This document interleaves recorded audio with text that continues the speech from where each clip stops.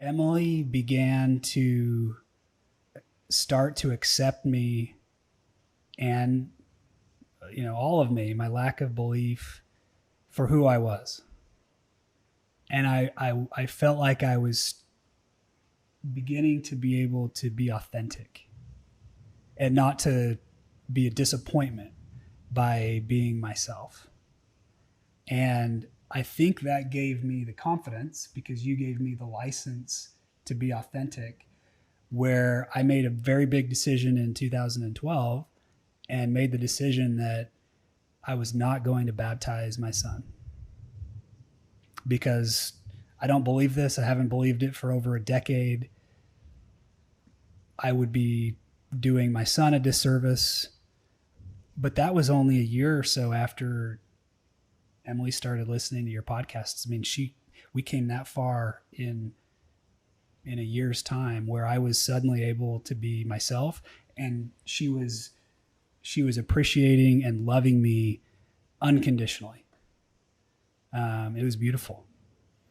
And it's a tiny bit crazy that sometimes religion gets in the way of unconditional love. Like, you would think that at its core, the core A1 zero base level requirement for religion is unconditional love of our fellow man, woman, and especially of our spouses and our children and our immediate family. But unconditional love sometimes takes us decades to figure out. It sounds like you, Kyle, wanted to take the long game, but I'm imagining that required a certain temperament that not everyone has, and a lot of patience and faith that things would kind of reconcile in the end, that you wouldn't come out the loser. But I think your long game was an important part of the success. And Emily, tell me why you're nodding, Emily. Well, I agree. It was his approach. Number one, that he wasn't going anywhere, that he was a devoted husband and father.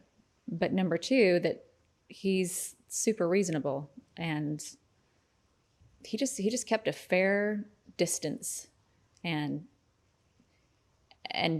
kept the peace. I commend you for that. And Kyle, you mentioned the canoe analogy that I've talked about in previous podcasts, where if the kids are in the middle of the canoe and one stands up and starts screaming, meaning the church is not true, there's a shark, the other, like you said, is going to buckle down and brace down and double down, like you said, Emily. What I've seen is the calmer the non-believing spouse can be, and the more safe they make their partner feel, then that believing partner is willing to learn and at least empathize with and study what the concerns are and become more informed. And the goal isn't to get the believing spouse to stop believing, but the goal is for there to be strong emotional intimacy and respect between the couple. And that happens when the believer is willing to look at the evidence and the issues from the perspective of the non-believer, and then reach this point where they can look to their partner and say, I get it.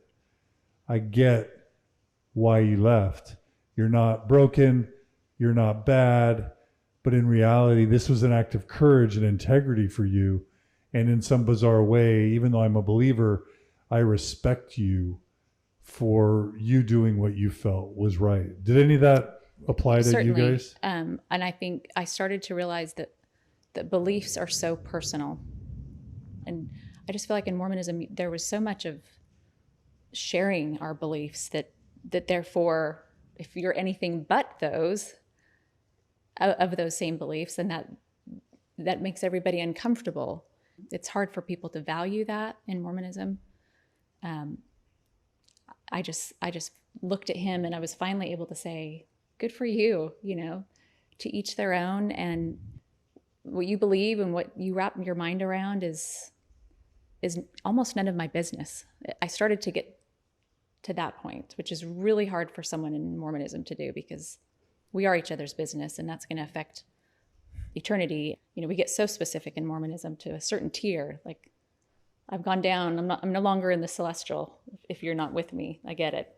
So what? As long as I'm with you, that's better than nothing. But after so much time, I just decided to love Kyle, not based upon the condition that he was Mormon, and based on unconditional love, that I just loved him, and that was enough. And that he was following his own personal, journey, and that was beautiful, and mine is beautiful going this way, and his is beautiful, and that should be valued. I can speak from the non-believing side. The more Emily allowed me to be authentic and to not judge me for it, the more I calmed down.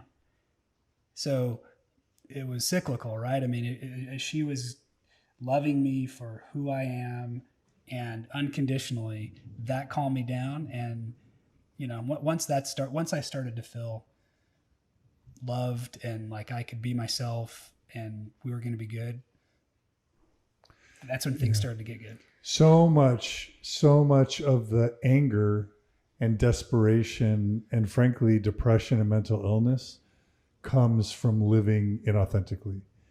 Living inauthentically is toxic to mental health. And if you find yourself angry, or if you find your non-believing spouse angry, if you find yourself depressed and suffocated, chances are it's because you haven't come out to all the people you need to come out to, and you're living almost suffocating in a box. It's like a cardboard box. The sun is beating down and you're in a box. Something that people forget so often when a religion, the coaching moment, when religion seems like it's the main problem in a relationship, the truth is the problem is a lack of emotional intimacy. And when there's a discrepancy in belief or in faith, it seems like the problem is that, you believe different things. But the real problem is you both see the world so differently, and you're both so scared or angry or emotional that you stop connecting emotionally, talking about things, sharing your feelings, being vulnerable, having unconditional love, making each other feel completely loved and accepted, being best friends, having fun together. The emotional intimacy dies, and that's what really jeopardizes the relationship. And so what I hear you guys say is that it wasn't so much that, the marriage gets better because she's losing her faith, even though that's kind of how people might be interpreting this. My perception as I hear this after the fact is the marriage is getting better because they were talking about things. They were sharing things. They were being vulnerable and exploring together and kind of having this engaging, intellectual and emotional and spiritual quest and engagement, and they're doing it together. And I loved what you said, Emily, about it's not that the believer has to stop believing. It's not that the believer has to change their point of view. That's not the goal. The goal is for the couple to go on this intellectual and spiritual journey together and to benefit from the exchanges of vulnerability, of sharing, of openness, of intellectual intrigue, of communication. And that's what strengthens the marriage. I 100% agree. And during this period, I don't want to paint the picture that I was rooting for her to leave. I was not. And John, the reason for that probably was at this point, I could be myself. There was no judgment on her part for my lack of belief. And so as soon as I had that, I wasn't threatened by her continued, as long as it was what she sincerely believed and she felt like it was the right thing, I was fully behind it. You want your believing spouse to go on their own journey, and you don't want to let them read their own books, talk to their own friends. They're going to get a lot farther if they're, if you're not the teacher, because nobody wants to marry their dad. No one wants to marry their child. And so don't become the teacher to your spouse. Let them go on their own self-guided learning journey, and to use other friends or other sources or other books or other websites when they're ready in their own time.